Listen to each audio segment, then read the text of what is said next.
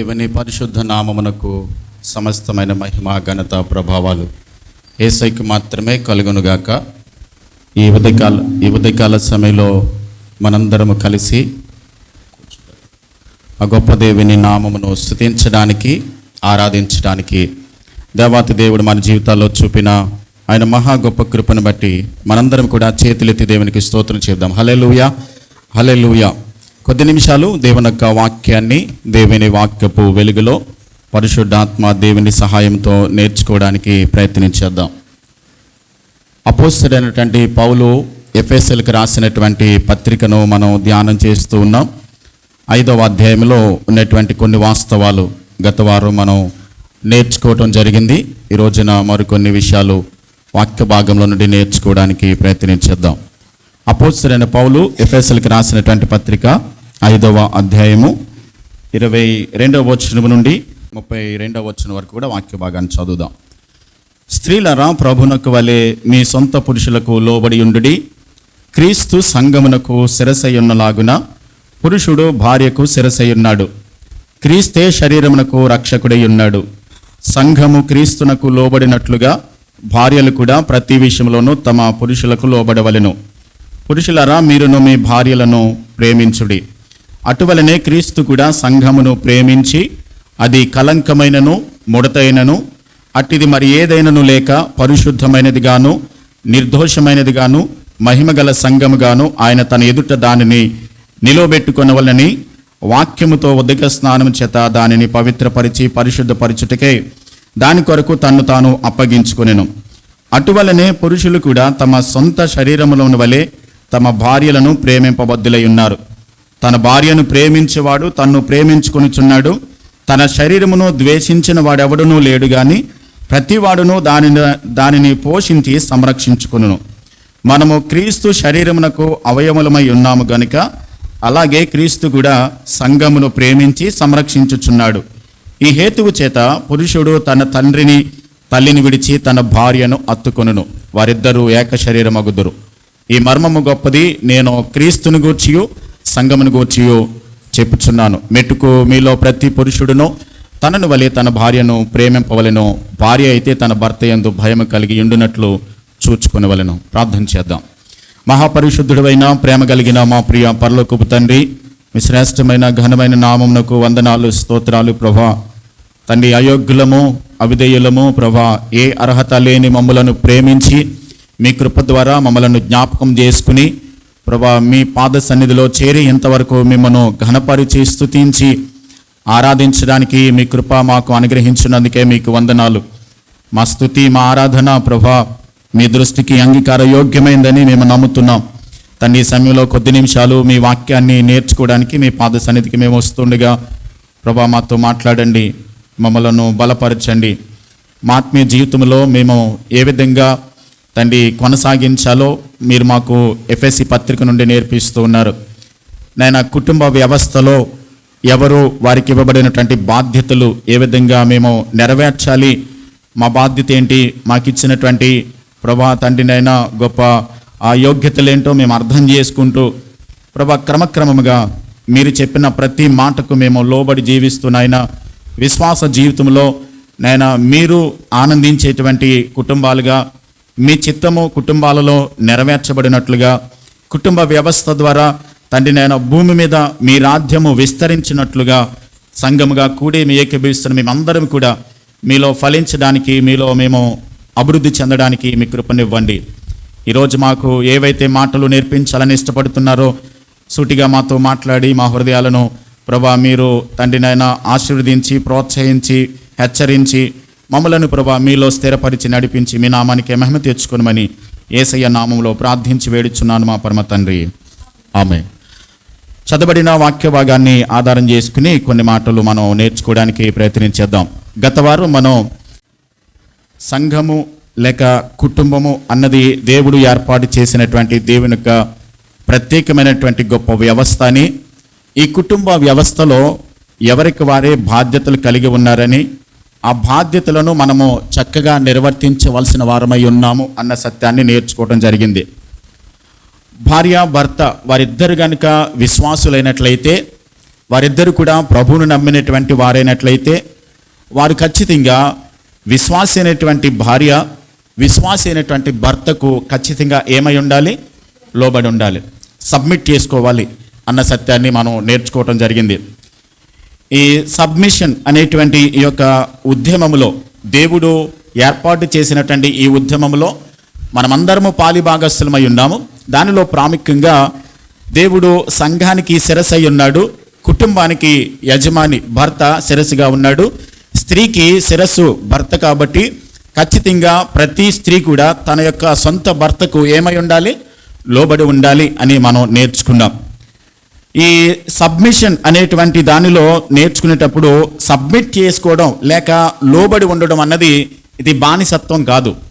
అది ఇష్టపూర్వకంగా, ఉద్దేశపూర్వకంగా దేవుడు చెప్పినటువంటి ఆజ్ఞను మనం నెరవేర్చడానికి క్రైస్తవులుగా మనం ఖచ్చితంగా లోబడి ఉండాలి అని మనం నేర్చుకోవడం జరిగింది.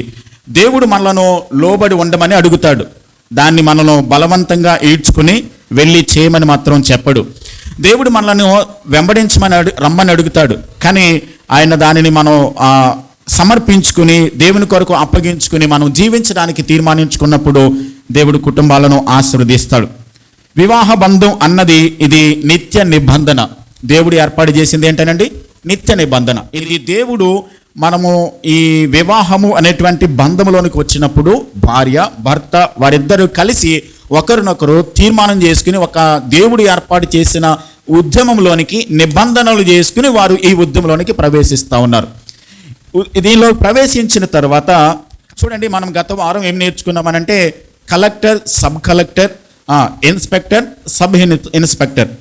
ఎలాగనంటే కలెక్టరు కింద ఉన్నటువంటి సబ్ కలెక్టరు ఖచ్చితంగా తన పై అధికారికి ఏమై ఉండాలి? సబ్మిట్ చేసుకోవాలి. సబ్ అనేటువంటి పదం అక్కడ నుండి వచ్చింది. అలాగే ఇన్స్పెక్టర్కు సబ్ ఇన్స్పెక్టర్ ఏం చేయాలి? తన యొక్క అధికారం కింద పని చేయాలి. అలాగే కుటుంబానికి అధికారి భర్త కాబట్టి ఆ భర్త యొక్క అధికారం కింద, అంటే బానిసగా కాదు సుమా, అర్థం చేసుకోవాలి, బానిసగా కాదు, దేవుడు అప్పగించుకుని ఏ బాధ్యతలైతే అప్పగించాడో అది నెరవేర్చడానికి ఇద్దరు కలిసి పని చేయడానికి దేవుడు ఇచ్చినటువంటి బాధ్యత. అలాగని ఆ భార్య భర్తకు లోబడమని చెప్పి వాక్యం చెప్పింది కాబట్టి నేను నియంతగా ఉంటాను లేకుంటే నేను అధికారిగానే ఉంటాను అనేది కాదు. భార్యను బానిసగా కానీ భార్యను ఏదో ఒక దాసురాలుగా కాదు దేవుడు ఇచ్చింది. ఎందుకనంటే వారిద్దరూ కూడా ఒక నిబంధనలోనికి వచ్చారు కాబట్టి ఖచ్చితంగా వారు భార్య అయితే తన భర్తకు ఏమై ఉండాలి? లోబడి ఉండాలి. ఒక ఆయన ఏమన్నాడంటే ఇలా లోబడాలి అనంటే ఖచ్చితంగా పరిశుద్ధాత్మ దేవుని యొక్క సహాయం లేకపోతే వారు ఎన్నడూ కూడా వారి విశ్వాస జీవితంలో దేవుడు అప్పగించినటువంటి పనిని చేయలేరు అని చెప్పి ఒక వ్యక్తి చెప్పడం జరిగింది. అప్పుడు మనం అనుకోవచ్చు, చూడండి, ఒకవేళ కుటుంబాలలో, చాలా కుటుంబాలలో ఏం జరుగుతుంటుందనంటే విశ్వాసి అయినటువంటి భార్య ఉండొచ్చు, అవిశ్వాసి అయినటువంటి భర్త ఉండొచ్చు.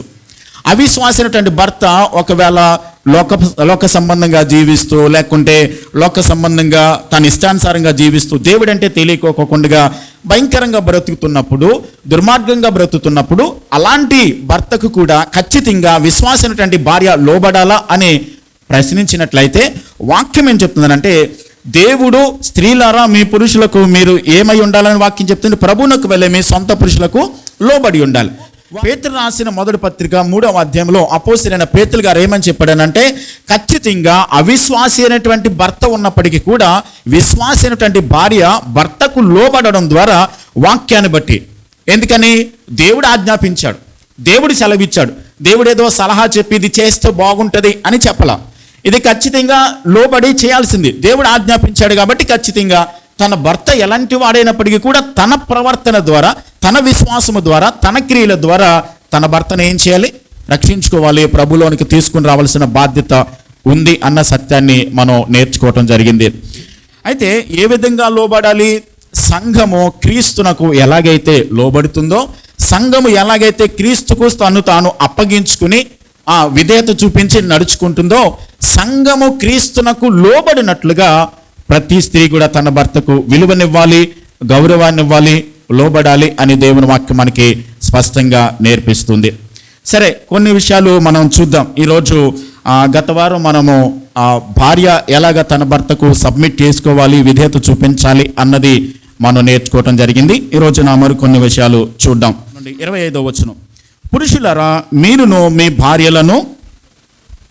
భార్యలను ప్రేమించుడు. ఇక్కడ వ్రాయబడినటువంటి మాట ఏంటంటే పురుషులారా మీరును అనే మాట వాడాడు. మీరును అంటే అంతకుముందు చెప్పినటువంటి మాటనే, అంటే ఇంతకుముందు చెప్పినటువంటి ఒక నియమాన్నే మరలా మీకు కూడా చెప్తా ఉన్నాడు. స్త్రీలకు ఏమని చెప్పాడు, భార్యకు ఏమని చెప్పాడు, భర్త శిరస్సై ఉన్నాడు కాబట్టి ప్రతి ఒక్క స్త్రీ కూడా తన భర్తకు ఏం చేయాలి, లోబడి ఉండాలి అని చెప్తూ వారికి లోబడి ఉండమని చెప్పి భర్తకి ఏమని చెప్తున్నాడు అంటే మీరు మీ భార్యలను ఏం చేయాలి, ప్రేమించాలి అని చెప్తున్నాడు.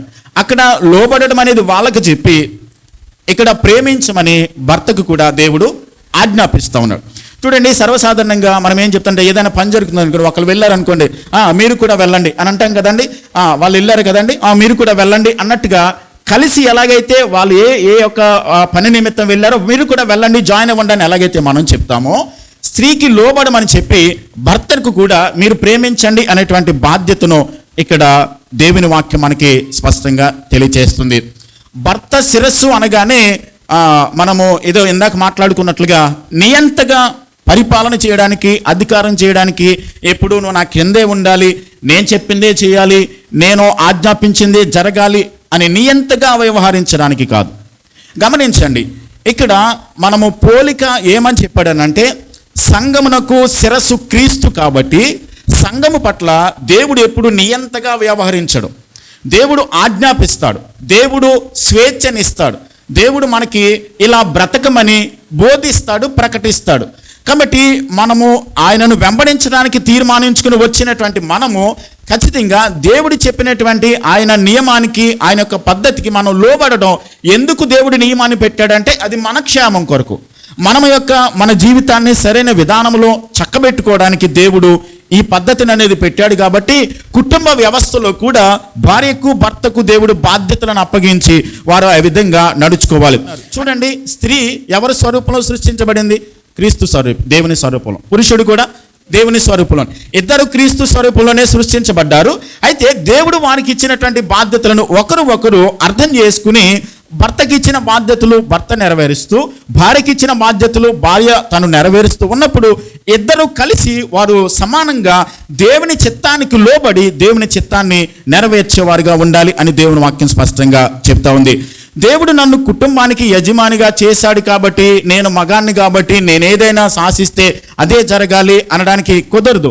కుటుంబ యజమాని అతనికి కొన్ని పరిధులు ఉన్నాయి. బైబిల్ ప్రకారం దేవుడు కొన్ని పద్ధతులను ఏర్పాటు చేశాడు. దేవుడు ఏదైతే వద్దు అన్నాడో దానిని కుటుంబ యజమాని కూడా వద్దు అని చెప్పాలి. గమనించాలి, బైబిల్ గ్రంథంలో దేవుడు ఏదైతే చెయ్యొద్దు అని చెప్పాడో అది ఖచ్చితంగా భర్త ఏం చేయాలి, అది కూడా అంగీకరించకూడదు. ఎందుకని? భర్తకి శిరస్సు ఎవరు? భర్తకి శిరస్సు ఎవరు? యేసుక్రీస్తు. యేసుక్రీస్తు ఏదైతే చేయొద్దు అని చెప్పాడో ఖచ్చితంగా అదే నియమాన్ని ఎవరు కూడా ఫాలో అవ్వాలి, భర్త ఆ నియమాన్ని ఫాలో అవ్వాలి.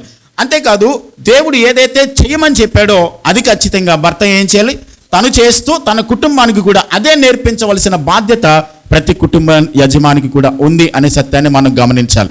అంతేకాదు, మరొక విషయం ఏంటంటే భర్త శిరస్సు, కానీ అతడు దేవుని అధికారం కింద, దేవుని యొక్క చిత్తములో, దేవుడు ఆజ్ఞాపించినటువంటి పద్ధతిలో క్రీస్తు కింద పనిచేస్తూ కుటుంబానికి తాను యజమానిగా ఉండి తాను పనిచేసేవాడిగా ఉండాలి. ఒకవేళ దేవుడు చెప్పిన దానికి వ్యతిరేకంగా వ్యవహరిస్తే, గమనించండి, భర్త దేవుడు చెప్పిన దానికి వ్యతిరేకంగా పని చేస్తే తన తలగా ఉండడం కాదు కానీ నియంతగా వ్యవహరించినట్లు అవుతుంది. దేవుడు నియంతగా ఉండాలనడానికి లేదు. నియంత అంటే నేను చెప్పినటువంటి దానినే ఖచ్చితంగా చేయాలి అన్న దానిని కాదు, తన ఉద్దేశాలు కాదు. దేవుడు ఏదైతే ఆజ్ఞాపించాడో, దేవుడు ఏదైతే చేయమని చెప్తున్నాడో, దేవుడు ఏ పద్ధతిలో అయితే కుటుంబాన్ని కట్టుకోమని భర్తకు దేవుడు శిరస్సైనటువంటి క్రీస్తు ఆజ్ఞాపించాడో ఆ పద్ధతిలో కుటుంబాన్ని కట్టుకోవాలి.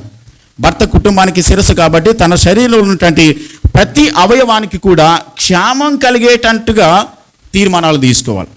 ఇప్పుడు నా శరీరం ఉందనుకోండి, నా శరీరంలో ఒకవేళ కాలుకి దెబ్బ తగిలింది. దెబ్బ తగిలినప్పుడు సపోజ్ ఎవరైనా వచ్చి నన్ను పరిగెత్తమని అడిగారు, అప్పుడు ఖచ్చితంగా నా శిరస్సు ఏం చేస్తుంది, కాలుతో సంప్రదిస్తుంది, పరిగెత్తగలమా లేదని చెప్పాను. ఒకవేళ అది పరిగెత్తడానికి వీలుగా లేదనుకోండి, మొత్తం బాడీ అంతా ఏం చేస్తుంది, పరిగెత్తడానికి ఓపిక లేదు కాబట్టి ఏం చెప్తుందంటే నేను పరిగెత్తలేను అని చెప్పని సమాధానం చెప్పగలుగుతుంది. అలాగే కుటుంబంలో ఉన్నటువంటి యజమాని, భార్య, భర్త, పిల్లలు వీళ్ళందరూ కూడా కుటుంబానికి ఏది క్షేమాన్ని కలిగిస్తుందో అన్న దానిని ఆలోచించి పని చేయడానికి తీర్మానించుకున్నప్పుడు ఖచ్చితంగా ఆ కుటుంబము క్షేమాభివృద్ధి చెందడానికి అవకాశం ఉంది. ఇంకొక మాట ఏంటంటే నిర్ణయాలు తీసుకునేటప్పుడు గమనించండి, నిర్ణయాలు తీసుకునేటప్పుడు ఆ పురుషులైనటువంటి వారికి ఖచ్చితంగా భార్యతో సలహా తీసుకోవడం తప్పు కాదు. అతి ప్రాముఖ్యమైనటువంటి ఉద్దేశాలు, అతి ప్రాముఖ్యమైనటువంటి నిర్ణయాలు తీసుకునేటప్పుడు భార్య సలహా తీసుకోవడం, ఇద్దరు కలిసి నిర్ణయాలు తీసుకోవడం మంచిది. అతి ప్రాముఖ్యమైన నిర్ణయాలు తీసుకునేటప్పుడు భార్య భర్త ఆలోచించడం ఒక పద్ధతి అయితే, వారిద్దరూ కలిసి దేవుని సలహా తీసుకోవడం చాలా ఉత్తమం. గమనించండి, భార్య సలహా తీసుకోవడం, ఇద్దరు కలిసి నిర్ణయాలు తీసుకోవడం మంచిది. వారిద్దరూ కలిసి దేవుని సలహా తీసుకుని దేవుడు ఎలా చెప్తాడో అలా చేయడానికి తీర్మానించుకుంటే అది చాలా ఉన్నతమైనది. భర్త ఒక్కడే నిర్ణయం తీసుకుంటే అది బుద్ధి లేని నిర్ణయం అవుతుంది. భార్య భర్తలు ఇద్దరు కలిసి తీసుకుంటే అది మంచిది అవుతుంది. భార్య భర్తలు ఇద్దరూ కలిసి ఆ సలహా దేవుని దగ్గర పెట్టుకుని సలహా దేవుని దగ్గర తీసుకుంటే అది చాలా ఉన్నతమైనది అవుతుంది. దేవుడిచ్చేటువంటి సలహా, దేవుడిచ్చేటువంటి తీర్మానం అది చాలా ప్రాముఖ్యమైనది. కాబట్టి ఇలా వాక్యం చెప్తున్నప్పుడు మనం ఎలాంటి నిర్ణయాలు తీసుకుంటామో అన్నది చాలా జాగ్రత్తగా దేవుని వాక్యానికి లోబడి దేవుని వాక్యం ఏ విధంగా చెప్తుందో ఆ విధంగా మనం తీసుకోవడానికి సిద్ధపడే వారిగా ఉండాలి. భర్త తన కుటుంబం పట్ల ఎలా ఉండాలి అని అంటే 23వ వచనంలో చెప్పబడింది చూడండి. క్రీస్తు సంఘమునకు శిరస్సై ఉన్నలాగున పురుషుడు భార్యకు శిరస్సై ఉన్నాడు. 23వ వచనంలో క్రీస్తు సంఘమునకు శిరస్సై ఉన్నలాగున పురుషుడు భార్యకి ఏమై ఉన్నాడు? శిరస్సై ఉన్నాడు. పురుషుని గురించి ఏమి చెప్తున్నాడనంటే, మనము ఏదైనా చేయాలి అని అనుకుంటున్నప్పుడు, ఏదైనా తీర్మానాలు చేయాలనుకుంటున్నప్పుడు, కుటుంబాన్ని ఏ విధంగా నడిపించుకోవాలి అని ఆలోచించాల్సి వచ్చినప్పుడు ఎవరిని ముందు పెట్టుకోవాలి, ఎవరి దగ్గర నేర్చుకోవాలని అంటే క్రీస్తుని మనది ముందు పెట్టుకోవాలి. క్రీస్తు సంఘము పట్ల ఆయన ఎలా వ్యవహరిస్తున్నాడో, సంఘానికి శిరస్సునటువంటి యేసుక్రీస్తు ప్రభు ఏ విధంగా సంఘం పట్ల బాధ్యత తీసుకుంటున్నాడో అలాగే ఖచ్చితంగా కుటుంబం పట్ల బాధ్యత తీసుకోవాల్సినటువంటి భర్త క్రీస్తును వెంబడించే వారిగా ఉండాలి. క్రీస్తు సంఘమునకు శిరస్సుగా ఉండడానికి ఆయన ఏమేం చేశాడనంటే విపరీతమైనటువంటి ప్రార్థన చేశాడు గెత్సేమనే తోటలో. అంతేకాదు ఆయన దేవుని చిత్తాన్ని చేయడానికి ఒక ఆత్మ సంబంధమైనటువంటి తన్ను తాను దేవునికి సమర్పించుకున్నాడు. విపరీతమైన ప్రార్థన చేశాడు. ఆయన ప్రార్థించేవాడు సంఘం కొరకు. చూడండి 17వ అధ్యాయము యోహాను సువార్తలో ఆయన ప్రధాన యాజకత్వపు ప్రార్థన చేశాడు. తండ్రికి తన్ను తాను అప్పగించుకుంటూ ఆ సంఘానికి ఆయన శిరస్సుగా ఉండడానికి తను ప్రార్థన చేసేవాడై ఉన్నాడు. అంతేకాదు తండ్రికి తన్ను తాను సంపూర్ణంగా యేసయ్య ఏం చేశాడు? అప్పగించుకున్నాడు. కాబట్టి కుటుంబానికి శిరస్సుగా ఉన్నటువంటి భర్త ఖచ్చితంగా ఏమై ఉండాలంటే క్రీస్తు ఎలాగైతే ప్రార్థించేవాడిగా ఉన్నాడో, క్రీస్తు ఎలాగైతే తండ్రికి తన్ను తాను అప్పగించుకున్నాడో అలాగే భర్త ప్రార్థించేవాడై ఉండాలి. భర్త సంపూర్ణంగా దేవునికి తన్ను తాను ఏం చేయాలి? అప్పగించుకునేవాడు. ఎలాగైతే ప్రార్థించే వ్యక్తి ఎప్పుడైతే ఉండగలుగుతాడో, చూడండి మనము పాత నిబంధన గ్రంథంలో యోబు గ్రంథం చదువుకుంటాం. యోబు ప్రతి ఉదయం ఏం చేసేవాడు? తన కుటుంబం కొరకు ప్రార్థన చేసేవాడు. తన కుటుంబం చుట్టూ, తన బిడ్డల చుట్టూ కంచి వేయాలని చెప్పని ప్రార్థన అనేటువంటి కంచెను ప్రతిరోజు ఉదయం లేవగానే ఏం చేసేవాడు? తన కుటుంబం కొరకు ప్రార్థన చేసేవాడు. కాబట్టి ప్రతి కుటుంబ యజమాని కూడా ఖచ్చితంగా తన కుటుంబం కొరకు ప్రార్థించేవారై ఉండాలి. అలా ప్రార్థించినప్పుడు దేవుడు తన యొక్క కుటుంబాన్ని భద్రపరుస్తాడు, కాపుదలనిస్తాడు. కుటుంబంలో ఇద్దరికి సమానమైనటువంటి గుర్తింపునిచ్చాడు దేవుడు. భార్యకు అలాగే భర్తకు ఒకే సంబంధమైనటువంటి గుర్తింపునిచ్చాడు. ఇప్పుడు శిరస్సుకు బాడీకి అంతే కదండి. ఇప్పుడు శిరస్సు అంటే భర్త, శరీరం అంటే భార్య, అలా పోల్చి చెప్పాడు.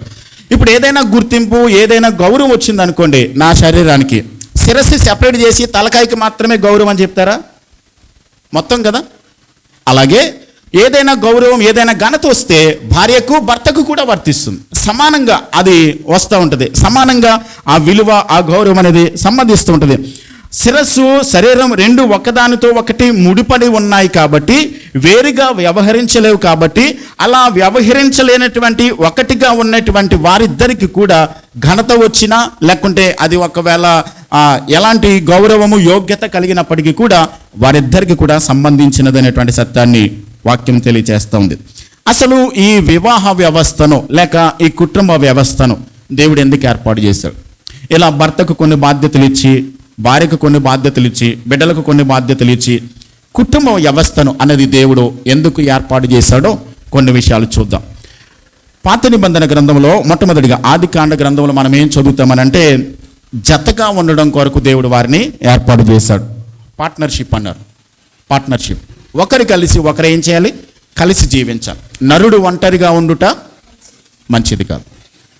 ఆదాము తీసుకుని వచ్చి ఆ జంతువులన్నిటికీ కూడా రెండు రెండుగా వస్తూ ఉన్నప్పుడు వాటికి పేర్లు పెడతా ఉన్నాడు. అన్ని రెండు రెండు జతలుగా వస్తున్నప్పుడు తను ఒక జతగా ఏర్పాటు చేసుకోవడానికి అక్కడ వచ్చినటువంటి దానిలో ఏది కూడా తనతో సరిపోల్చుకోవడానికి తనకు సమానమైనది ఏది కూడా లేదు.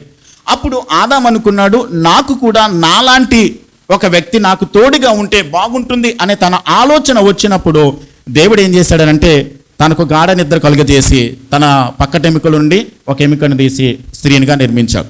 ఇక్కడ ఒక ప్రశ్న, ఆదాముకు అలాంటి ఆలోచన వచ్చింది కాబట్టి దేవుడు అప్పుడు స్త్రీని చేయాలనుకున్నాడా, లేకుంటే జగత్తు పునాదికి ముందే స్త్రీనిగాను పురుషునిగాను నియమించాలని దేవుడు అనుకున్నాడా? దేవుడికి ముందుగానే, ఆయన సర్వజ్ఞాని, ఆయన అన్నీ తెలిసినవాడు. కాబట్టి ఆదాముకు ఆ ఆలోచన వచ్చిన తర్వాత చేయడానికి గల కారణం ఏంటనంటే, తన అవసరత ఏంటో తను గుర్తించాలి. తనకేది కావాలో అది తను ఆ అభిప్రాయంలోకి రావాలి. తనకు ఆ యొక్క నిశ్చయతలోనికి వచ్చినప్పుడు ఎప్పుడైతే ఆలోచన ఆదాములోనికి వచ్చిందో అప్పుడు దేవుడు వారిని స్త్రీనిగాను పురుషునిగాను పుట్టించాడు. ఇది జతగా ఉండడానికి, ఒకరినొకరు కలిసి ఉండడానికి, జీవితకాలం అంతా కూడా కలిసి ఉండడానికి, విడిపోవడానికి కాదు. ఈనాడు సమాజంలో, క్రైస్తవ సమాజంలో, సార్వత్రిక సంఘాల్లో చాలా చాలా చాలా కుటుంబాలలో భార్యకు భార్య వేరు, భర్త వేరు. అది అలా ఉండడానికి దేవుడు కుటుంబ వ్యవస్థను నియమించలేదు. ఒకటిగా ఉండాలని, ఇద్దరు కలిసి ఉండాలని క్రీస్తు అనేటువంటి సంఘానికి శిరస్సుగా ఉన్నటువంటి ప్రభువు ఆయన ఈ యొక్క నిబంధనను పెట్టి నిత్య నిబంధనను ఏర్పాటు చేసి వారి కలిసి జీవితకాలం అంతా కూడా కలిసి ఉండాలని దేవుడు ఏర్పాటు చేశాడు. కాబట్టి జీవితకాలం అంతా కూడా కుటుంబాలలో సమస్యలు ఉండవు అని నేను చెప్పట్లేదు. ప్రతి కుటుంబంలోనూ సమస్యలు ఉన్నాయి. కానీ అర్థం చేసుకోవాల్సింది ఏంటంటే, వచ్చినటువంటి సమస్యను బట్టి నాకు ఇలా కుదరదు, లేకుంటే నేను ఇలా అనుకున్నది జరగట్లేదు, లేకుంటే నేను ఇలా ఉంటుంది అని అనుకున్నాను కానీ ఇప్పుడు అలా జరగట్లేదు, కాబట్టి నేను దీనితో అంగీకరించలేను, ఈ విషయంతో నేను ఏకీభవించలేను, కాబట్టి నీకు నాకు కుదరదు అని చెప్పని సెపరేట్ అయిపోవడానికి దేవుడు ఈ వివాహ వ్యవస్థను దేవుడు ఏర్పాటు చేయలేదు. దేవుడు ఏర్పాటు చేసిందని పార్ట్నర్షిప్, వారికి కలిసి జీవితాంతం కూడా జతగా ఉండాలని దేవుడు ఏర్పాటు చేశాడు. రెండవది ఏంటంటే ప్యూరిటీ, పవిత్రత కోసం దేవుడు ఈ వివాహ బంధాన్ని ఏర్పాటు చేశాడు. వివాహ బంధంలో దేవుడు కొన్ని పరిధులు పెట్టడానికి, అంటే ఈమె నా భార్య, ఈమె నా భర్త, ఈమె నాకు సంబంధించింది, ఈయన నాకు సంబంధించిన వాడు అన్నట్లుగా ఒకరినొకరు వారి యొక్క భౌతికపరమైనటువంటి విషయాలు కానివ్వండి, లేకుంటే ఉద్రేకపరమైనటువంటి విషయాలు కానివ్వండి, మానసిక పరమైనటువంటి విషయాలు కానివ్వండి, ఈమెతోనే లేకుంటే ఈయనతోనే నా జీవితం అనేటువంటి ఒక గీత పరిధిని పెట్టుకుని పవిత్రమైనటువంటి జీవితాన్ని, బంధాన్ని కొనసాగించడానికి దేవుడు ఈ వివాహ వ్యవస్థ అనేది దేవుడు ఏర్పాటు చేశాడు. ఒంటరిగా ఉండి వ్యక్తి పవిత్రంగా జీవించడం అది సాధ్యమయ్యే పని కాదు. అది దేవుడు అనుగ్రహం పొందిన వారికి మాత్రమే తప్ప ఇంకా మిగతా వాళ్ళెవరికి సాధ్యం కాదు. ఎందుకనంటే దేవుడు వివాహ బంధం అనేది దేవుడు ముందుగానే నిర్ణయించాడు. కాబట్టి వారు జతగా ఉండాలని దేవుడు ఏర్పాటు చేశాడు. కాబట్టి నేను ఇలా ఉండను అని చెప్పని వేరే వాళ్ళు ఎవరో ఒంటరిగా ఉన్నారు కాబట్టి నేను కూడా ఒంటరిగా ఉంటానని చెప్పని ఎవరెవరినో చూసి నేను ఒంటరిగా ఉండడానికి ప్రయత్నం చేస్తే, ఒకవేళ అలా ఒంటరిగా ఉండి ఆ ఆలోచనలో, తలంపుల్లో, క్రియల్లో, పాపంలో బ్రతకడం కన్నా పౌలు గారు ఏమంటాడనంటే, వేరుగా ఒంటరిగా ఉండి పాపం చేయడం కన్నా కలిసి, ఇద్దరు కలిసి పవిత్రంగా జీవించడం అది దేవుని చిత్తమని పౌలు గారు నేర్పిస్తుంటాడు. కాబట్టి మొట్టమొదటిది జతగా ఉండడానికి దేవుడు ఏర్పాటు చేశాడు. రెండవది ప్యూరిటీ, పవిత్రంగా ఉండడానికి. మూడవది ప్రాపగేషన్, అంటే పిల్లలను కని వారిని పెంచడానికి, దేవుని పద్ధతిలో వారిని పెంచడానికి. కాబట్టి పిల్లల్ని కనేసి వాళ్ళని అలా వదిలేస్తే ఏమవుతుంది? జనాభా పెరుగుతుంది కానీ నైతికత ఏమైపోతుంది? తగ్గిపోతుంది. అందుకనే దేవుడు ఏం చేశాడంటే, కుటుంబానికి భార్యకు భర్తకు బాధ్యతలు ఏమిచ్చాడనంటే, వారు ఫలించి అభివృద్ధి చెందాలని వారిని ఆశీర్వదించి, వారు దేవుని పద్ధతిలో, దేవుని ఆశించిన విధానంలో బిడ్డలను పెంచాలి అనేటువంటి బాధ్యత తల్లిదండ్రులకు దేవుడు అప్పగించాడు. కాబట్టి వీటి కొరకు దేవుడు ఈ మూడింటి కొరకు, మొట్టమొదటిది జతగా ఉండడానికి, రెండవది పవిత్రంగా బ్రతకడానికి, మూడవది ఈ పిల్లలను కని వారిని దేవుని యొక్క చిత్తంలో పెంచడానికి దేవుడు ఈ కుటుంబ బంధము వ్యవస్థ అన్నది దేవుడు ఏర్పాటు చేశాడు. భర్తను కుటుంబానికి అధికారిగా, అధిపతిగా ఎందుకు చేశాడనంటే, హస్బెండ్ అనేటువంటి పదం ఉంది కదండి. హస్బెండ్, మనము హౌస్ బ్యాండ్ అనేటువంటి పదము నుంచే ఈ హస్బెండ్ అనేటువంటి పదం వచ్చింది. ఇప్పుడు చూడండి, స్త్రీలు ఒకవేళ జుట్టు ఎగిరిపోతుంది అనుకోండి, ఏం చేసుకుంటారు? రబ్బర్ పెడతారు కదా, రబ్బర్ బ్యాండ్ కదా. ఆ జుట్టు విచ్ఛిన్నం అయిపోకుండా ఒక్కచోట అణిచిపెట్టి ఉంచడానికి రబ్బర్ బ్యాండ్ ఎలాగైతే పెడతారో, కుటుంబము విచ్ఛిన్నం కాకోకుండా హస్బెండ్ అంటే కుటుంబాన్ని జాగ్రత్తగా భద్రపరిచి దేవుని యొక్క పరిధిలో, దేవుని యొక్క చిత్తంలో నడిపించడానికి కుటుంబానికి భర్తను దేవుడు ఏం చేశాడంటే హస్బెండ్గా, భర్తగా, లేకుంటే అధికారిగా, అధిపతిగా దేవుడు నియమించాడు. కాబట్టి ఈ విచ్ఛిన్నం కాకోకుండా మనము ఎలాగైతే దేవుని చిత్తాన్ని జరిగించడానికి వారి వారి బాధ్యతలు చేయడానికి ఇష్టపడతారో ఆ కుటుంబము దేవుని పద్ధతిలో నడవడానికి అవకాశం ఉంది. ఇప్పుడు చూడండి, భార్య భర్తకు లోబడుతూ ఉన్నప్పుడు, భర్త భార్యను ఏం చేస్తున్నప్పుడు, ప్రేమిస్తున్నప్పుడు వారిద్దరూ కూడా కలిసి దేవుని చిత్తాన్ని నెరవేర్చేవారై ఉండాలి. 23వ వచనం మరలా చదువుతున్నాను. క్రీస్తు సంఘమునకు శిరసై ఉన్నలాగున పురుషుడు భార్యకు శిరసై ఉన్నాడు. సంఘము క్రీస్తు శరీరమునకు రక్షకుడై ఉన్నాడు. సంఘము క్రీస్తునకు లోబడినట్లుగా భార్యలు కూడా ప్రతి విషయంలోనూ తమ పురుషులకు ఏం చేయాలి? లోబడవలను. భార్య భర్తకు ఏ విధంగా లోబడాలనంటే, సంఘము క్రీస్తునకు అప్పగించుకున్నట్లుగా ప్రతి భార్య తన భర్తకు అప్పగించుకోవాలి. ఏ విషయంలో భార్య భర్తకు లోబడవలసిన అవసరత లేదనంటే, భర్త ఒకవేళ దేవుని చిత్తానికి వ్యతిరేకంగా నిర్ణయం చెప్పినట్లయితే, దేవుని వాక్యానికి విరుద్ధంగా ప్రవర్తించమని ఒకవేళ ఏదైనా పద్ధతిని కుటుంబంలోనికి తీసుకొచ్చినట్లయితే, దేవుని నమ్మినటువంటి విశ్వాసులుగా క్రైస్తవ విశ్వాసాన్ని కొనసాగించేటువంటి స్త్రీలు నేను దీనితో ఏకీభవించలేను, దానిని మనం మర్యాదగా చెప్పొచ్చు, లేకుంటే వ్యతిరేకించేసి, లేకుంటే పెద్ద పెద్ద మనం విలన్లా మారిపోయి నేను చెయ్యను అని చెప్పని వ్యతిరేకించాల్సిన అవసరం లేదు. భార్యలు ఏం చేయాలంటే సాఫ్ట్గా, ఇది దేవుని నియమానికి వాక్యానికి విరుద్ధమైన పని కాబట్టి నేను దీంతో ఏకీభవించలేను, దీనితో నేను సమ్మతించలేను అని చెప్పని దాని విషయంలో అప్పుడు మాత్రమే ఆమెకు వెసులుబాటు ఇవ్వబడింది. మిగతా అన్ని విషయాల్లో కూడా భర్తకు లోబడవలసిందే. ఒక ఆయన అన్నాడు, ఒక మంచి విశ్వాస కుటుంబంలో భార్య భర్తకు ఎంతగా లోబడితే అంత ఎక్కువగా దేవునికి లోబడుతున్నట్లు అని అంటాడు. ప్రతి క్రైస్తవ విశ్వాసీ స్త్రీ తన భర్తకు ఎంతగా లోబడుతుందో అన్నదాన్ని బట్టే అర్థమవుతుంది ఆమె ఎంతగా దేవునికి లోబడుతుంది అన్నది. నేను దేవునికి లోబడుతున్నాను అని చెప్పి భర్తకు లోబడకపోతే వాక్యం ఏం చెప్తుంది అంటే అది అబద్ధం, అది అబద్ధం. మొదటి యోహాను పత్రిక 3వ అధ్యాయంలో మనం ఏం చదువుకుంటామనంటే, నీకు కనబడుతున్నటువంటి నీ సహోదరుని నువ్వు ప్రేమించకుండగా నీ కనబడనటువంటి దేవుని నేను ప్రేమిస్తున్నాను అని చెప్తే అది అబద్ధం అని చెప్పింది వాక్యం. కాబట్టి నీ కనబడుతున్నటువంటి నీ భర్తకు నీవు లోబడుకోకుండా, విధేయత చూపించకుండా నేను కనబడినటువంటి దేవునికి లోబడుతున్నాను అని చెప్తే అది అబద్ధమే అని వాక్యం చెప్తుంది. కాబట్టి మన విశ్వాస జీవితంలో జాగ్రత్తగా దీనిని అలవాటు చేసుకోవాలని వాక్యం మనకి స్పష్టంగా చెప్తుంది. భర్త గురించి బైబిల్ ఏం చెప్తుందో కొన్ని విషయాలు ఈరోజు నేర్చుకోవడానికి ప్రయత్నించేద్దాం. 25వ వచనం నుండి చదువుతున్నాం. ఎఫెసీ పత్రిక ఎఫెసియన్స్ 5:25 నుంచి చదువుతున్నాను. పురుషులారా, మీరును మీ భార్యలను ప్రేమించుడి, అటువలే క్రీస్తు కూడా సంఘమును ప్రేమించి అది కలంకమైనను ముడతైనను అట్టిది మరి ఏదైనను లేక పరిశుద్ధమైనది గాను నిర్దోషమైనది గాను మహిమగల సంఘము గాను ఆయన తన ఎదుట దానిని నిలబెట్టుకొనవలని వాక్యముతో ఉదక స్నానం చేత దానిని పవిత్రపరిచి పరిశుద్ధపరచుటకై దాని కొరకు తను తాను అప్పగించుకున్నాను. పురుషులారా మీరును అని అంటే అంతకుముందే భార్యను లోబడమని చెప్పాడు. భర్త కూడా భార్యను ఏం చేయాలి? ప్రేమించాలి. కాబట్టి 25, 26 వచనాల్లో ఎలా ప్రేమించాలి? క్రీస్తు సంఘమును ప్రేమించినట్లుగా మనము ఏం చేయాలి? భార్యను ప్రేమించాలి.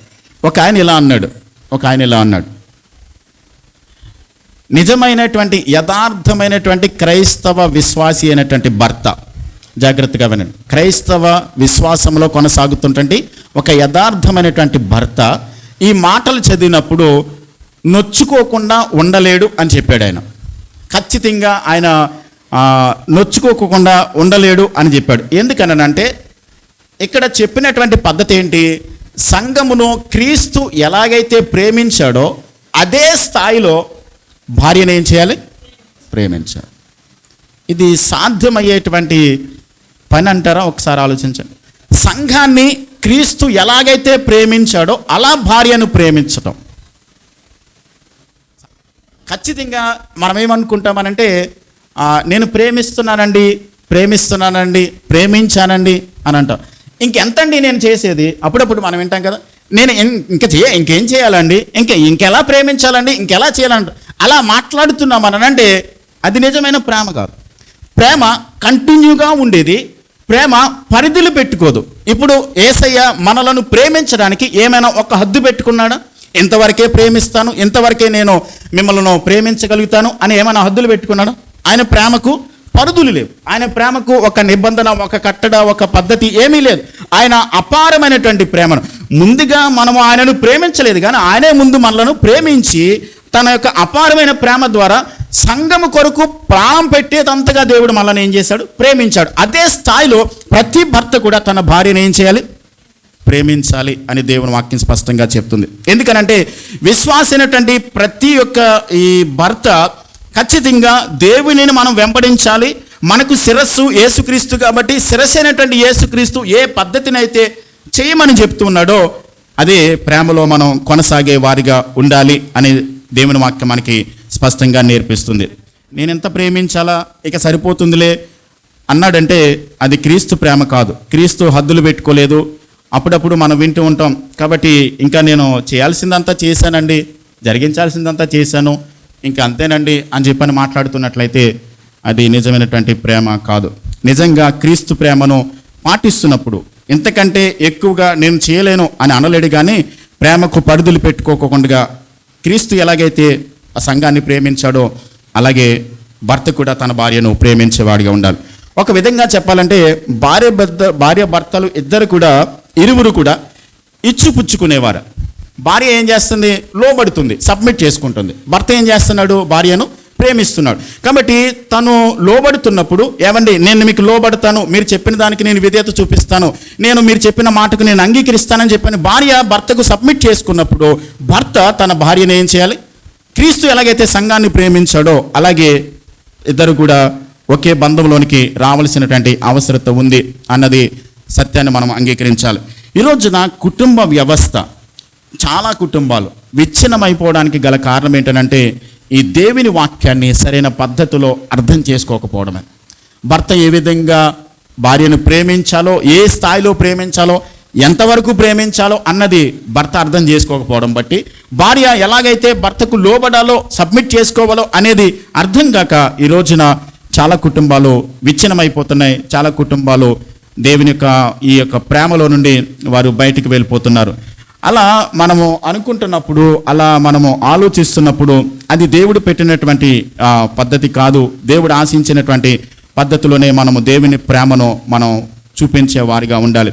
అలా ప్రేమను చూపించినప్పుడు కుటుంబంలో మనము దేవుని చూడగలుగుతాం, కుటుంబంలో దేవుని చూస్తాం. ఎలాగంటే ఇప్పుడు భర్త క్రీస్తు ప్రేమించినట్లుగా భార్యను ప్రేమించినప్పుడు ఏం చూస్తాం? పిల్లలు ఏమంటారంటే భార్య భర్తకు లోబడుతున్నప్పుడు, భర్త భార్యను ప్రేమిస్తున్నప్పుడు వారిద్దరూ కూడా వారి మధ్య ఉన్నటువంటి ప్రేమ, ఆప్యాయత, బంధము, పవిత్రత ఇవి చూసినప్పుడు మా నాన్న ప్రభువును వెంబడించేటువంటి యజమానిగా ఉన్నాడు, పరలోకమందున్నటువంటి మా తండ్రి అని ఎలాగైతే మనం ప్రార్థన చేస్తామో మా తండ్రి ప్రభువును వెంబడించేవాడిగా ఉన్నాడు. అలాగే ఒకని తల్లి వాని ఆదరించినట్లుగా నేను మిమ్మల్ని ఆదరిస్తానని చెప్పని వాక్యం చెప్పింది. కాబట్టి మా అమ్మ కూడా క్రీస్తు చెప్పినట్టుగానే తన సంఘము క్రీస్తుకు లోబడుతున్నట్లుగానే మా అమ్మ తన యజమానటువంటి మా నాన్నగారికి ఆమె లోబడుతుంది. కాబట్టి కుటుంబంలో ఒకరు ఈ ప్రేమ, ఆప్యాయత, పవిత్రత చూసినప్పుడు ఒక కుటుంబంలో దేవుని యొక్క సన్నిధి, దేవుని యొక్క పరలోకపు ప్రతిబింబంలా దేవుడు కుటుంబాన్ని పెట్టాడు. కాబట్టి పరలోకంలో దేవుని చిత్తం ఎలాగైతే నెరవేర్చబడుతుందో కుటుంబాలలో కూడా దేవుని చిత్తం నెరవేర్చబడాలని చెప్పని క్రీస్తు ఎలాగైతే మనకు మాదిరిగా ఉన్నాడో అదే మాదిరిని కుటుంబాలలో కూడా జరగాలని చెప్పి ఒకరికి దేవుడు ఏం చేశాడు? బాధ్యతలను అప్పగించాడు. ఇంకొక మాట నేను జ్ఞాపకం చేస్తాను. ఒకవేళ కుటుంబంలో దేవుడు నియమించినటువంటి పద్ధతి ఉంది చూసారా? భార్య భర్తకు లోబడటం, భర్త భార్యను ప్రేమించడం. ఇలా దైవిక సంబంధంగా జీవించడానికి ఏదో పెద్ద ఉద్యోగం ఉంటేనే ఇది సాధ్యం అవుతుందంటారా? ఒక కలెక్టర్ ఉద్యోగమో లేకుంటే ఒక ₹1,00,000 జీతం వచ్చేటువంటి ఉద్యోగం ఉంటేనే సాధ్యం అవుతుందా? కాదు. డబ్బులు లేకపోయినా, మనం అనుకున్నది, మనకు కావలసిన వస్తువులు లేకపోయినప్పటికీ కూడా ప్రేమ కలిగినటువంటి కుటుంబంగా బ్రతకడం వాక్యానుసారంగా అది సాధ్యమవుతుంది. డబ్బులు కాదు ముఖ్యానికి, కుటుంబానికి డబ్బులు ముఖ్యం కాదు. లేకుంటే ఏదో ఇది ఉంటేనే కుటుంబం ఇలా ప్రేమ కలిగిన కుటుంబంగా ఆప్యాయతగా కొనసాగుతానికి వాక్యం చెప్పట్లా. ఏమని చెప్తుందనంటే ఏదో గొప్ప ఉద్యోగమో లేకుంటే బంగారమో ఆస్తో అంతస్తో ఇవి ఉంటేనే ఇవి సాధ్యమవుతుందని వాక్యం చెప్పట్లా. అవి లేకపోయినప్పటికీ కూడా భార్య భర్తకు లోబడవచ్చు. అవి లేకపోయినప్పటికీ కూడా ఆ భార్యను భర్త ఖచ్చితంగా ప్రేమించవచ్చు.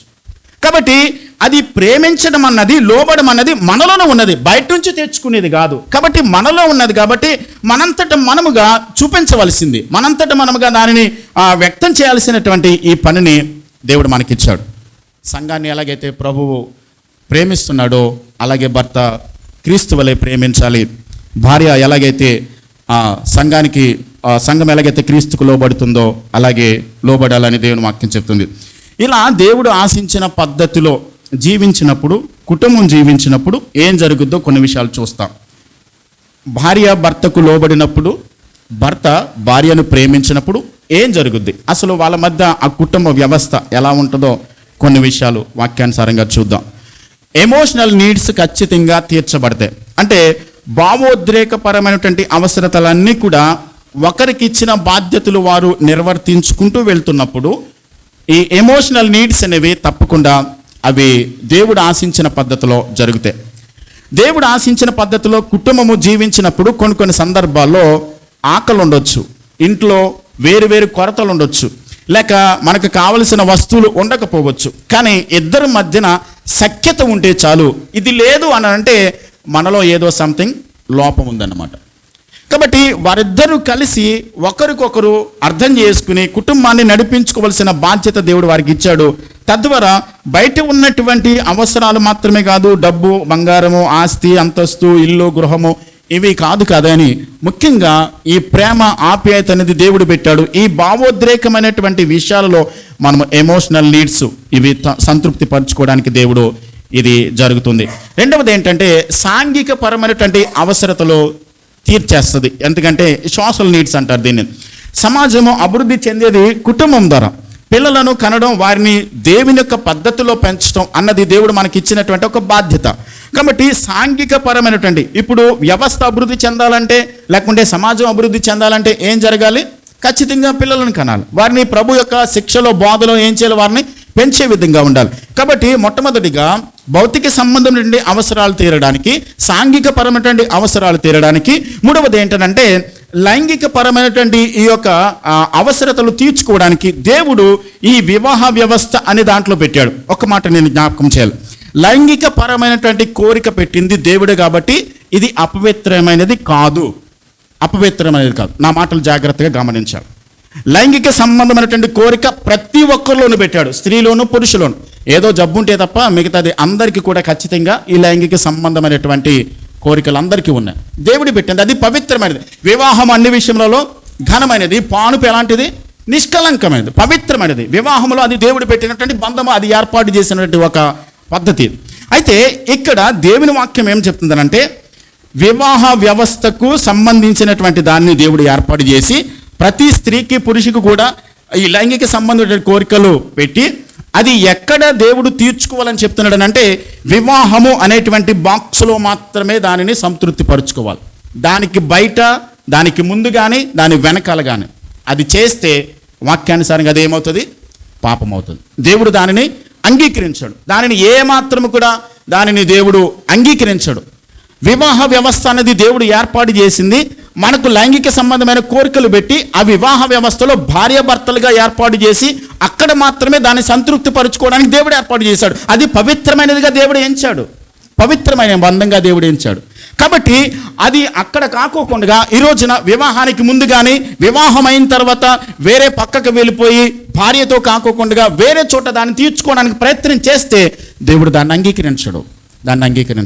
ఈ వివాహ వ్యవస్థ అన్న దానిని మనం అవమానపరిచినట్లు అవుతుంది. దేవునికి వ్యతిరేకంగా జీవించినప్పుడు దేవునికి మనము తిరుగుబాటు చేసిన వాళ్ళం అవుతాం. దేవుడు దానిని ఏమాత్రం కూడా అంగీకరించడు. కాబట్టి ఈ ఫిజికల్ నీడ్స్ అనేవి మనల్ని దేవుడు తీర్చుకోవడానికి ఇది ఏర్పాటు చేశాడు. నాలుగవది ఏంటనంటే స్పిరిచువల్ నీడ్స్. ఇది ఆత్మ సంబంధమైనటువంటి అవసరతలు తీర్చుకోవడానికి దేవుడు ఈ వివాహ బంధం అనే దాన్ని దేవుడు ఏర్పాటు చేశాడు. ఆత్మ సంబంధమైన అవసరాలు తీరడానికి దేవుడు వివాహ వ్యవస్థను పెట్టాడు. మనం చెప్పొచ్చు, క్రీస్తు సంఘాన్ని ప్రేమించినట్లుగా అలా ప్రేమించడం అది సాధ్యం కాదు అని మనం మాట్లాడవచ్చు. అది అవ్వదండి, మనం బ్రతుకున్నంత కాలం కూడా సాధ్యం కాదు అని మాట్లాడవచ్చు. ఒక విషయం ఏంటనంటే, దేవుడు చెప్పాడు అనంటే, దేవుడు అది చేయమని ఆజ్ఞాపించాడనంటే, అది మనము ఆయనకు సంపూర్ణంగా అప్పగించుకుంటే, ఆయనకు సమర్పించుకుంటే అలా చేయడానికి. ఇంకొక మాట చెప్పమంటారా, దేవుడు మనల్ని సృష్టించినప్పుడు ఇది మనల్ని పుట్టించక ముందే ఈ వివాహ వ్యవస్థ అన్నది దేవుడు ఏర్పాటు చేశాడు కదండి. ఆయన ఆలోచనలో ఉంది, జగత్తు పునాదికి ముందే తలంపు ఉంది. కాబట్టి ఇలా ఒకరికొకరికి బాధ్యతలు ఇవ్వాలని అనుకున్నప్పుడు ఆ విధంగా ప్రేమించగలిగినంత సామర్థ్యాన్ని కలిగిన వ్యక్తులుగానే దేవుడు మనల్ని పుట్టించాడు. గమనించండి, ఆ ప్రేమించగలిగిన సామర్థ్యాన్ని దేవుడు మనలో పెట్టి అలా పుట్టించాడు. అంతేకాదు, అలా ఆ భార్యను ప్రేమించడానికి కావలసినటువంటి వనరులన్నిటిని కూడా ఆయనే ఇస్తాడు. అర్థం చేసుకోవాలి. ఎందుకనంటే, ప్రేమించమని చెప్పేసి బలవంతంగా ఇది చేయకపోతే నాకు కుదరదని చెప్పి నియంతగా నెత్తి మీద కూర్చునేవాడు కాదు మన దేవుడు. అలా చేయడానికి తగినటువంటి వ్యక్తులుగానే మనలో అలాగా కెపాసిటీ దేవుడు పెట్టాడు. అంతేకాదు, అలా ప్రేమించడానికి లేకుంటే అలా లోబడడానికి అవసరమైన ప్రతి అవసరతలు కూడా ప్రభువే ముందుగానే ఏర్పాటు చేశారు అలా చేయడానికి. కాబట్టి మనం అనవచ్చు, ఆయన ప్రేమించినంతగా నేను నా భార్యని నేను ప్రేమించలేను, లేకుంటే క్రీస్తు సంఘమునకు లోబడినట్లుగా నేను నా భర్తకు పరిపూర్ణంగా నేను లోబడలేను అని అంటున్నామంటే దాని అర్థం ఏంటనంటే, మనం తప్పించుకోవడానికి ప్రయత్నం చేస్తున్నాం, వాక్యానికి మనం విరుద్ధంగానే వెళ్తున్నాం అన్నది అర్థం చేసుకోవాలి. దేవుడు రెండు విషయాలు తెలుసు. అలా చేయడానికి దేవుడు మనల్ని సిద్ధపరిచాడు, అలా మనలను ఏర్పాటు చేశాడు, ఆ విధంగానే దేవుడు మనలను సృష్టించాడు. అలా చేయగలం దేవునికి మనలను మనము అప్పగించుకున్నప్పుడు, దేవునికి మనలను మనము విధేయత చూపించినప్పుడు. ప్రేమించాలి అనేటువంటి ఆజ్ఞ ఇది ఒక్కరికే ఇచ్చింది కాదు, అందరికీ ఇచ్చింది. ప్రేమించటమైనటువంటి ఆజ్ఞ వివాహ వ్యవస్థను దేవుడు ఆదిలోనే స్థాపించాడు. దానికి నిర్మాణకుడు ఆయనే, నడిపించేవాడు ఆయనే. అంతేకాదు, వివాహ వ్యవస్థలో భార్య భర్తలకు బాధ్యతలు కూడా ఆయనే ఇచ్చాడు. ఇవి చాలా ప్రాముఖ్యమైనవి అనే సత్యాన్ని వాక్యం మనకి స్పష్టంగా నేర్పిస్తుంది. ఒక ఆయన ఈ భర్త భార్యను ప్రేమించేటువంటి విషయంలో కొన్ని లక్షణాలు చెప్పాడు, ప్రేమకు ఉండాల్సినటువంటి కొన్ని క్వాలిటీస్ చెప్పాడు. అవేంటో చూద్దాం ఈరోజు. ఆ ప్రేమలో ఎలా భార్యను ప్రేమించాలి. గత వారం స్త్రీలు ఏ విధంగా భర్తకు లోబడాలో అన్నది గత వారం నేర్చుకున్నాం. ఈరోజు భర్త భార్యను ఏ విధంగా ప్రేమించాలి, ఆ ప్రేమలో ఉండాల్సినటువంటి కొన్ని ప్రాముఖ్యమైన లక్షణాలు. ఒక ఆయన ఇలా చెప్పాడు, లవ్ ఆల్వేస్ గివింగ్. ప్రేమ ఏం చేస్తుంది? ఇస్తుంది. ప్రేమ ఇస్తుంది, ఇస్తూనే ఉంటుంది. నువ్వు నాకేమి ఇస్తావు అని చెప్పని అడిగేది కానీ ఏం కావాలి అని అడిగేదే నిజమైన ప్రేమ. క్రీస్తు సంఘాన్ని ప్రేమించి నువ్వు నాకేమిస్తావు అని అడిగి ప్రేమించాడా మనల్ని? లేదు. మనం ఆయనను ప్రేమించకముందే ప్రభు మనల్ని ఏం చేశాడు? ప్రేమించాడు. కాబట్టి లవ్ ఆల్వేస్ గివింగ్, ప్రేమ ఇస్తూనే ఉంటుంది, ప్రేమ ఇస్తూనే ఉంటుంది, ఇస్తూనే ఉంటుంది. రెండవది లవ్ ఈజ్ ప్రేస్ అన్నాడు. అంటే నిజంగా ప్రేమించే వారమైనట్లయితే కుటుంబం కొరకు, భార్య కొరకు ఏం చేస్తాం? మనం ప్రార్థన చేస్తాం, ప్రార్థించే భక్తిగా ఉంటాం. కాబట్టి కుటుంబ క్షేమం కొరకు ఖచ్చితంగా భర్త ఏం చేయాలంటే ప్రార్థించేవాడే ఉండాలి, ప్రార్థిస్తుంది. అందుకనే మనం ముందే మాట్లాడుకున్నాం, యోబు కుటుంబం కొరకు ఏం చేశాడు? ప్రార్థన చేశాడు. సంఘం కొరకు క్రీస్తు ఏం చేశాడు? ప్రార్థన చేశాడు. కాబట్టి అలాగే భర్త క్రీస్తు శిరస్సుగా ఉన్నాడు కాబట్టి అని చెప్పినట్లుగా అదే స్థాయిలో ప్రేమను మనం చూపించాలనంటే మొట్టమొదటిగా ప్రేమ ఆల్వేస్ గివింగ్, ప్రేమ ఇస్తూనే ఉంటుంది. రెండవది ప్రార్థన చేస్తుంది. లవ్ ఈజ్ అటెంటివ్ అన్నాడు, ప్రేమ శ్రద్ధ వహిస్తుంది. భార్య ఒకవేళ ఏదైనా చెప్తున్నట్లయితే, ఈ విషయంలో చాలా మంది భర్తలు ఫెయిల్ అవుతుంటారు. ఎలాగనంటే భార్య సలహా తీసుకోవడానికి వాళ్ళకి ఏమొస్తుందంటే ఇగో అడ్డొస్తుంటుంది. ఆవిడ చెప్తే నేను వినడం ఏంటి అన్నట్లుగా. లేదు లేదు లేదు, ఇద్దరిని కూడా దేవుడు ఒక్క వ్యక్తులుగా, అంటే ఆమె దేవుని స్వరూపంలో ఉంది. ఒక మాట గుర్తు పెట్టుకోవాలి, మనము ఆవిడ మీద నియంతగా వ్యవహరించడానికి దేవుడు మనల్ని యజమానిగా పెట్టలేదు. దానికంటే ముందుగా మనం ఆలోచించాలి, ఆమె దేవుని కుమార్తె, ఆమె దేవుని కుమార్తె. కాబట్టి ఆమెకి వ్యతిరేకంగా మనం ఏం చేసినా దేవుడు తన కుమార్తె పట్ల ఏదైనా వ్యవహరిస్తే, సంఘం పట్ల దేవుడు వ్యతిరేకంగా వ్యవహరిస్తే సంఘానికి శిరసైన క్రీస్తు ఊరుకుంటాడా? ఊరుకోడు. కాబట్టి ఆమె దేవుని కుమార్తె కాబట్టి ఆమె విషయంలో ఆమె ఏదైనా సలహా చెప్పినప్పుడు అటెంటివ్, అంటే ఆమె సలహా కానీ ఆమె ఏదైనా చెప్తే వెనకోకుండా పక్కన పెట్టేయడం కాదు, అంగీకరించవలసిన బాధ్యత ఉంది. ప్రేమ అటెంటివ్. 4వది ప్రేమ నిస్వార్థంగా ఉంటుంది. స్వార్థం లేకోకుండా ప్రేమించగలుగుతుంది. స్వార్థం లేకుండా ఇంతవరకే ప్రేమిస్తాను, లేకుంటే లోపల ఒకటి పెట్టుకుని పైకి ప్రేమించినట్లుగా నటించడం కాదు. సాక్రిఫిషియల్ అంటే స్వార్థం లేకోకుండా నిస్వార్థమైనటువంటి ప్రేమతో త్యాగం చేస్తూ ప్రేమించేవారిగా ఉండగలుగుతుంది. మరొకటి ఏంటంటే లవ్ ఈజ్ పర్పస్ఫుల్, అంటే ప్రేమ మొదట రెస్పాండ్ అవుతుంది. నా భార్య నాకు లోబడితేనే నేను ప్రేమిస్తాను అన్నట్టుగా కాదు. ఆమె నా పట్ల ప్రేమ చూపించకపోయినా, లోబడకపోయినప్పటికీ కూడా మనం ఖచ్చితంగా ఏం చేయాలి? భార్యను ప్రేమించాలి. ఆమె నాకు లోబడితేనే, నేను చెప్పిన మాట ఆమె వింటేనే నేను ఆమెను ప్రేమిస్తాను, అప్పుడు మాత్రమే, ఏవండి నేను చెప్పిన మాట ఎప్పుడు ఆవిడ వినదండి, ఆమె ఎప్పుడు నాకు లోబడదండి, నేను ఎందుకు ప్రేమించాలండి అనే ఇలాంటి ఆర్గ్యుమెంట్స్ నేను చాలా కుటుంబాలలో విన్నాను. అది కాదు దేవుడు చెప్పింది.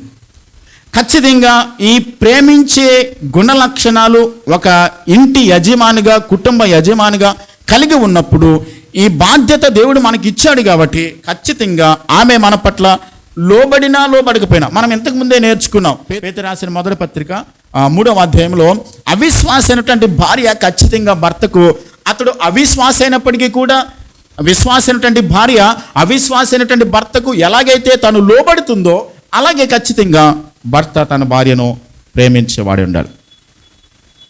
Love is unconditional. ప్రేమ సరిహద్దులు పెట్టుకోదు. ఇంతవరకే ప్రేమిస్తాను, ఇంతకు మించి నేను ఏం చేయలేను, ప్రేమించాను కదా చాలు అని అనదు. ప్రేమిస్తూనే ఉంటుంది, పరిధులు పెట్టుకోలేదు. దేవుడు ఎంతగా మనల్ని ప్రేమించాడో అంతగా మనం కూడా కుటుంబాన్ని, భార్యను ప్రేమించేవారై ఉండాలి. Love is sharing. ఇది ఎలాగనంటే నువ్వు వేరు నేను వేరు అనేది ఉండకూడదు. ఇద్దరు కలిసి ఏం చేయాలి? షేర్ చేసుకోవాలి. ప్రతి విషయాన్ని కూడా పంచుకుంటుంది. ఇద్దరు కూడా కలిసి ఆలోచించడానికి, లేకుంటే ఇద్దరు కలిసి నిర్ణయాలు చేసుకోవడానికి, ఇద్దరు కలిసి ఆలోచించి ఒక తీర్మానం తీసుకోవడానికి, ఒక అభిప్రాయం రావడానికి అది ఇద్దరు కలిసి చేస్తారు. నిజమైన క్రైస్తవ విశ్వాసం ఏ భర్త అయినా సరే కలిసి ఆలోచిస్తారు, కలిసి నిర్ణయాలు తీసుకుంటారు, కలిసి ఒక అభిప్రాయానికి రావడానికి ప్రయత్నం చేస్తారు. అది దేవుడు పెట్టినటువంటి నియమం. Love is unconditional. ఇది ఎంతగా ప్రేమిస్తాను అని చెప్పని అనుకోదు. అంతేకాదు లవ్ ఈజ్ షేరింగ్. అంతేకాదు లవ్ ఈజ్ పర్మనెంట్. ఇది ఎప్పుడు కూడా చూపిస్తూనే ఉంటుంది. కొంతకాలం సర్వసాధారణంగా పెళ్ళైన కొత్తలో ఎలా ఉంటుందంటే వాళ్ళ ప్రేమ చాలా చాలా ఆప్యాయతగా ఉంటుంది. క్రమక్రమేణా ఏమవుతూ ఉంటుంది? తగ్గిపోతూ ఉంటుంది. అలా తగ్గిపోయేదైతే అది నిజమైన ప్రేమ కానే కాదు. రోజులు గడిచే కొలది ఒక ప్రేమ అనేటువంటి బంధంలోనికి దేవుడు తీసుకొచ్చి బంధించి పెట్టాడు. అది ఎప్పటికీ కూడా అది విడిపోయేదిగా ఉండకూడదు. మరణం తప్ప, అది తప్ప ఇంకేది కూడా వాళ్ళ మధ్య రాకూడదు. విడబాటు అనేది రాకూడదు. వాళ్ళిద్దరూ ఎలాగనంటే చూడండి, ఒకవేళ 2 పేపర్ని కలిసి మీరు అంటించేయండి, విడదీయడానికి ట్రై చేయండి, చిరిగిపోతా తప్ప రాదు. అలాగే అంతకంటే స్ట్రాంగ్గా ఈ ప్రేమ అనేటువంటి బంధం ఏర్పాటు చేసుకుని ప్రేమించేవారే ఉండాలి.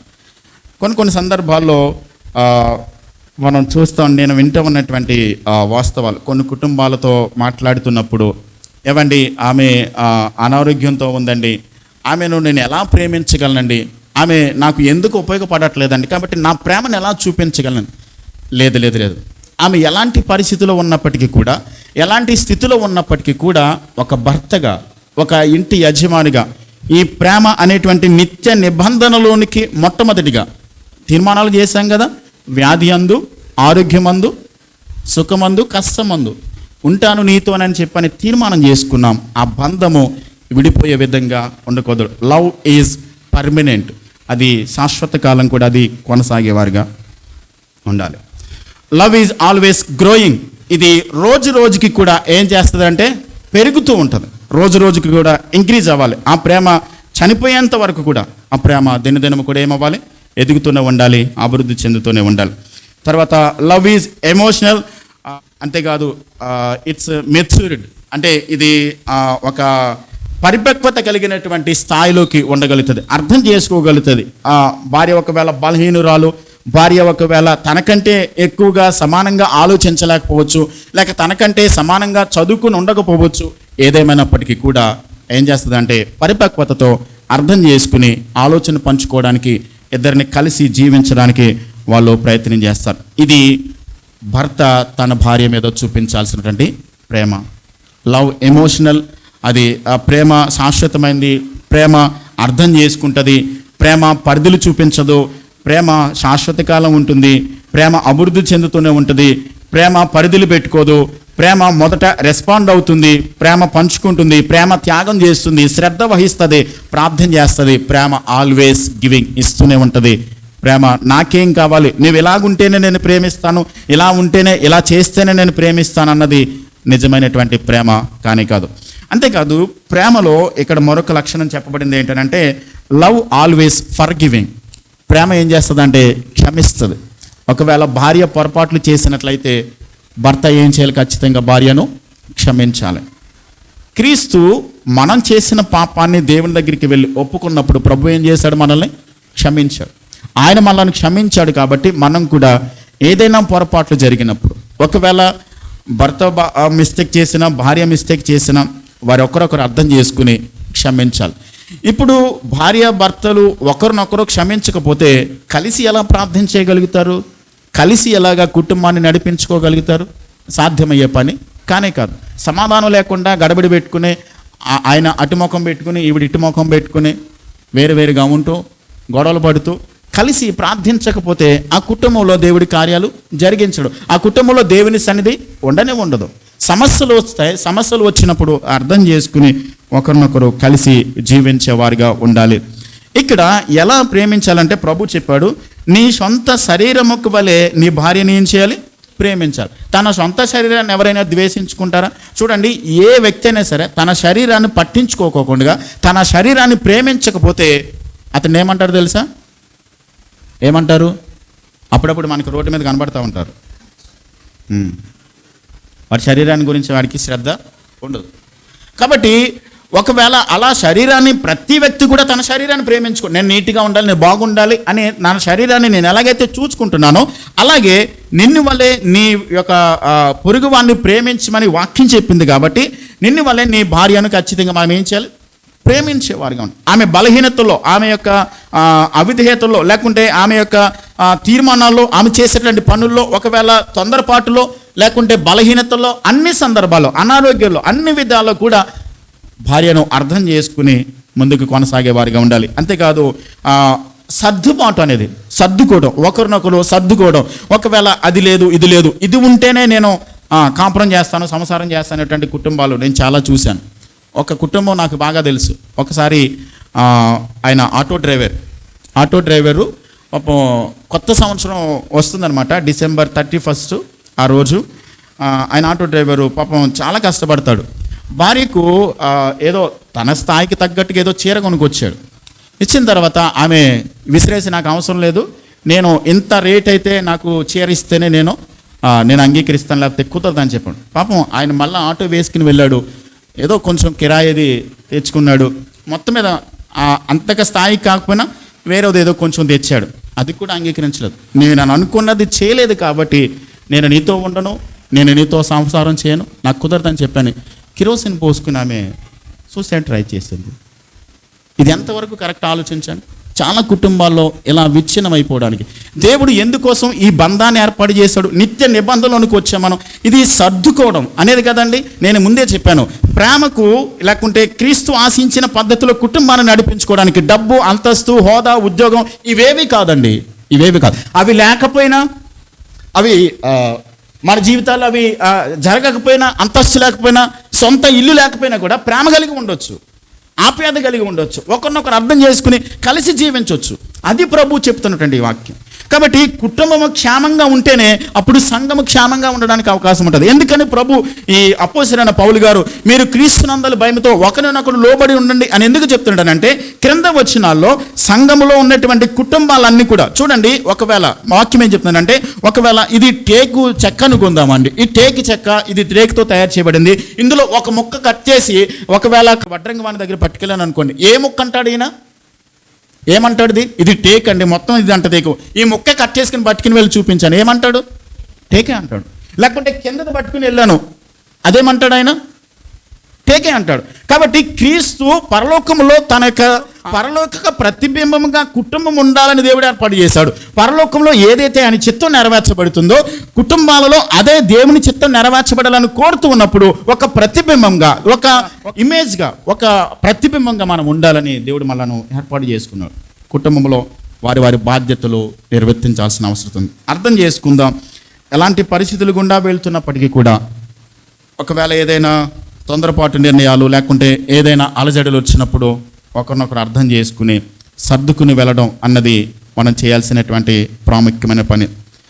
మీ ఇద్దరి బంధం సరైనదిగా ఉండగలిగితే మీ శరీరాన్ని ఎలాగైతే మనం తక్కువగా చూసుకోలేమో అలాగే భార్యను కూడా అదే స్థాయిలో తక్కువగా చూడుకోకుండా వారిని అర్థం చేసుకుని మనం కుటుంబాన్ని నడిపించుకునే వారిగా ఉండాలి.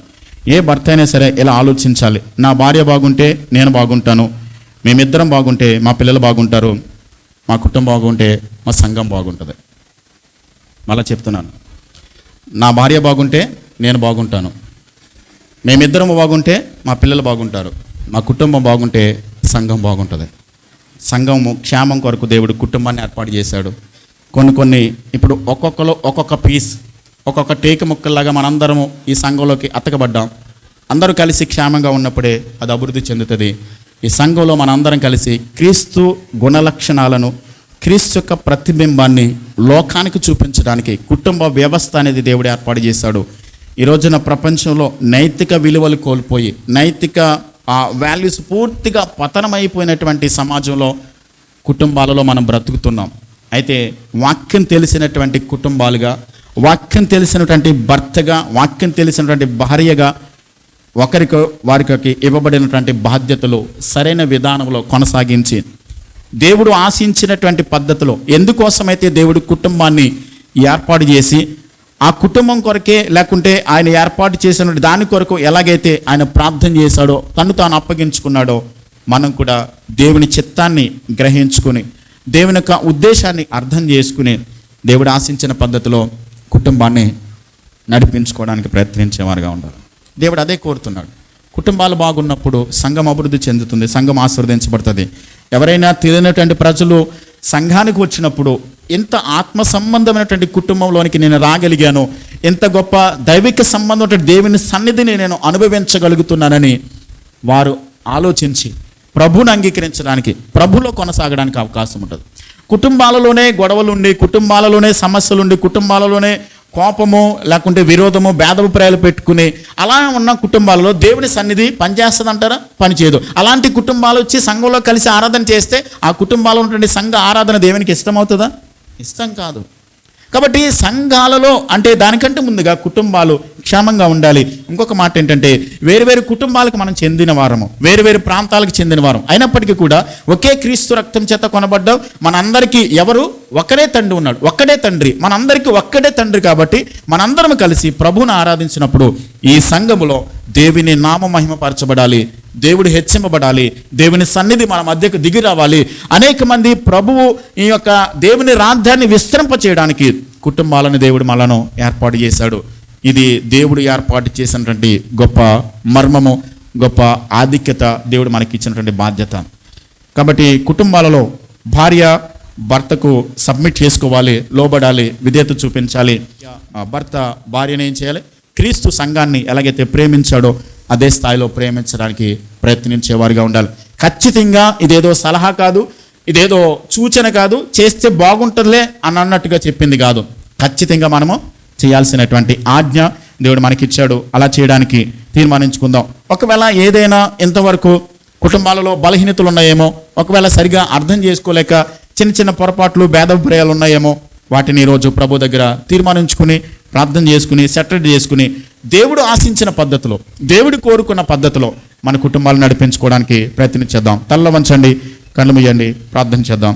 చెప్పబడిన వాక్యాన్ని జ్ఞాపకం చేసుకుని ప్రభు సన్నిధిలో ప్రార్థన చేద్దాం.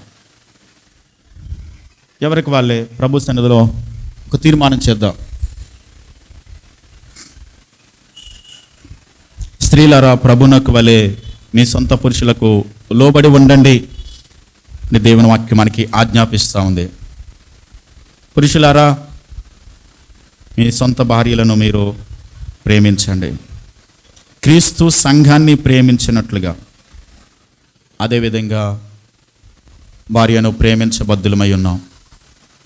ఎవరికి వారే వ్యక్తిగతంగా తీర్మానం చేద్దాం. దేవుడు ఈ వివాహ వ్యవస్థలోకి తీసుకుని వచ్చి కుటుంబానికి యజమానిగా దేవుడు మనలను నియమించాడు. దేవుడు ఏర్పాటు చేసిన పద్ధతి, ఆ పద్ధతిలో దేవుడు ఆశించిన పద్ధతిలోనే ముందుకు కొనసాగడానికి కుటుంబం అనగా పరలోకపు వాతావరణాన్ని చూపించగలిగినటువంటి ఒక చిన్న పరలోకం. ఆ విధంగా కుటుంబం ఉండాలి. భార్య భర్త వారికి ఇచ్చినటువంటి బాధ్యతలు నిర్వర్తిస్తూ ఉన్నప్పుడు ఆ కుటుంబము పరలోకపు వాతావరణాన్ని అనుభవించగలుగుతున్నప్పుడు, అలాంటి కుటుంబాలు వచ్చి సంఘములో కలిసి ఆరాధిస్తున్నప్పుడు, స్తుతిస్తున్నప్పుడు దేవుని సన్నిధే, దేవుని రాజ్యమే, పరలోకమే ఇక్కడ ఉన్నట్లుగా మనం అనుభవించగలుగుతాం.